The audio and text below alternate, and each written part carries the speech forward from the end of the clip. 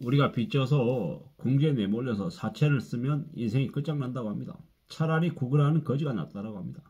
사채를 쓰면 인생이 끝장난다. 공황장애, 불면증, 뭐 안 좋은 것들은 전부 다 따라온다라는 겁니다.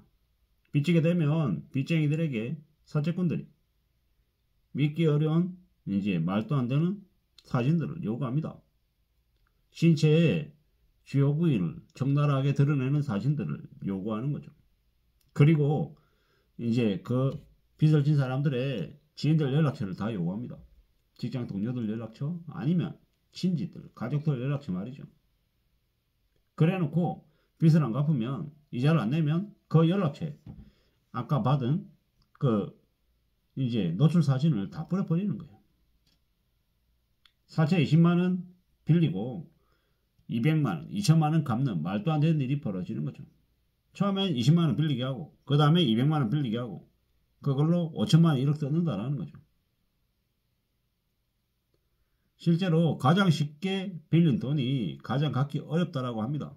쉽게 돈 빌리게 만들어주면 사람들은 젖어들어서 그렇게 빌리죠. 근데 그걸 갚는 건 정말 악랄한 일이 생긴다라는 겁니다. 못 모르고 빚지면요 가족들 전부 다 팔려가도 말 한마디 못한다라는 거죠. 먹고 사는 게 얼마나 대단한 일인데 그동안에 너무 쉽게 얘기했죠. 근데 이제 점점 이 상황이 안 좋다라는 게 드러나면서 많이 이제 뒤집어지는 거죠. 사는 게 얼마나 어려운데 쉽게 생각한다고요? 그러면 안 된다라는 거죠. 앞으로 이제 많이 안 좋아지는 거죠. 앞으로 최소 4년 5년은 경제적으로 매우 이제 추락하고 몰락한다라고 합니다. 뭐 이제 사람들이 점점 다른 사람들을 안 만나는 거죠. 사람들과의 관계도 계속 줄어드는 거고요. 안 보이고 안 만나고 멀리하고 뭐 그러다 보면 어떻게 됩니까? 점점 이제 상황이 달라지는 거죠. 뭐 우리는 점점 정신 차리고 살아야 됩니다. 더 조심하면서 지내야 된다는 겁니다. 차근차근 시간을 들여서 뭔가를 축적해 날 각오를 내야 됩니다. 함부로 연끌해가지고 까불고 다니면요 큰일 난다는 겁니다. 지금은 무리하게 금방 뭔가를 이룰 생각하면 안 된다는 겁니다. 얼마나 무서운데요. 얼마나 막장인데요. 고물가 시대 사람들이 밖으로 안 나가요. 그리고 인스턴트 몸이 안 좋은 음식만 계속 먹어요. 그러면 어떻게 됩니까? 건강 안 좋아지고. 근데 점점 이제 막장 되는 거죠. 뭐 이제 대놓고 이제 도둑질하고 좀 더 되고 뭐 뻔뻔해지는 게 그냥 일상이 되는 거죠. 지금 10대 아이들이 가출하면 뭐 하겠습니까? 도둑질, 성매매, 뭐 범죄 저지르는 거 말고 뭐가 있겠냐는 겁니다. 뭐 그러게끔 기성세대들이 내버려뒀고 대려 그런 길거리 아이들을 어떻게든 좀 이용해 먹으려고 하는 나쁜 인간들, 나쁜 어른들 더 많고 이런 시대가 지금이죠.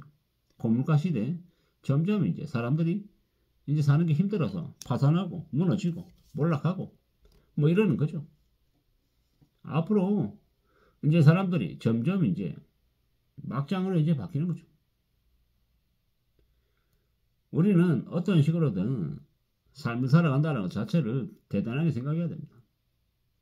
견디고 또 그냥 살아가는 그 삶 그 자체가 우리의 삶입니다. 자기 연민, 자기 냉소 이런 거 없이 그냥 살고 자기 자신을 비웃지 않아야 되는 거죠. 인생이 공평하지 않다는 것도 인정해야 되고요. 그리고 또 사는 게 별스럽지 않다는 것도 배워야 되고요. 어쩌면 내 한계가 곧 내 가능성일 수 있습니다. 그렇기 때문에 너무 자기 자신을 한계 짓지 말아야 된다는 말씀도 좀 드리고 싶고요. 뭐 우리는 잘 생각하면서 살아야 될 것 같습니다. 이 험난한 세상을 어떻게 살아야 되겠습니까? 험난한 세상에 자기 인생이 별로라고 절망하고 무너지는 사람들을 또 보면서 우리는 또 교훈을 얻어야 됩니다. 앞으로 부지런히 현금 모아야 된다. 돈 모아야 된다는 이야기가 주변에 많죠. 그러면 어떻게 해야 되겠습니까? 어떻게 해야 되겠습니까? 자신의 삶 자체를 잘 줄여나가고 잘 챙겨야 되겠죠. 기다릴 줄도 알아야 되고요. 뭐 이래저래 마음을 좀 잘 먹어야 될 것 같습니다. 기다린다라는 게 참 말처럼 쉽지 않거든요. 정말 어렵습니다. 그렇기 때문에 더욱더 자기 멘탈을 잘 좀 추스릴 그런 모습들도 더 필요하고요. 사는 게 점점 어려워진다는 거. 그래서 직장에 붙어 있다는 것만으로도 행운이라는 것. 앞으로 이 경제적인 위기, 경제 쇼크가 계속된다. 빚으로 거둬기는 사람들은 미치고 날뛰고 이제 계속 이제 궁지에 몰리는 거죠. 그래서 안전하게 살아야 된다고 얘기하는 거고요. 정체된 세상에, 절망사회에 뭐 어떻게 되겠습니까? 안정적인 소득을 확보하는 것만으로도 감사한 일이다라는 거죠. 절망사 사회가 확산된다라고 합니다. 절망에 죽는다라는 거. 고물가에 못 먹고 산다. 밥을 굶는다. 이러면 어떻게 되겠습니까? 그냥 미치는 거죠. 참 씁쓸한 얘기입니다. 이제 분노 표출할 수도 없고 이제 밥 먹는 끼니 수도 줄이고 이제 어처구니가 없는 거죠. 앞으로 이태원 할로윈 압사 사건 같은 일이 또 벌어지지 않겠습니까? 뭐 사람 수가 많고 적음의 차이는 있긴 하겠지만 점점 이제 개막장들이 되어갈 것 같습니다. 악인들이 창고를 하는 시대, 사기치고 뒤통수 후려치는 일들이 많아지는 지금의 시대, 참 두려움을 가져야 된다고 생각합니다. 무서워야 된다는 거죠.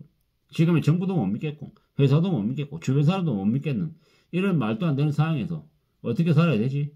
고민할 수밖에 없다는 겁니다. 정신 바짝 차려야죠. 정신. 앞으로 최소 3, 4년, 4, 5년은 부동산 거래 폭망이죠. 언론에서 아무리 집값이 올랐다고 떠들어대도 사람들이 관심도 안 보일 거다라는 겁니다. 왜 안 보이겠습니까? 부동산보다 주식보다 당장 먹고 사는 문제가 내 코앞에 와 있기 때문인 거죠. 그러면 어떻게 해야 되겠습니까? 비관치려고 정말 신중하게 마음을 먹어야 되겠죠. 근데 물론 나중에 정말 가격이 싸지고 내가 평생 기다리면서 꼭 갖고 싶었던 거 있다라고 하면 어떻게 해야 됩니까? 그러면 가지려고 애써야죠. 그러면 무리해서라도 가져야죠. 물론 그걸 감당할 수 있는 능력이 됐을 때 얘기입니다.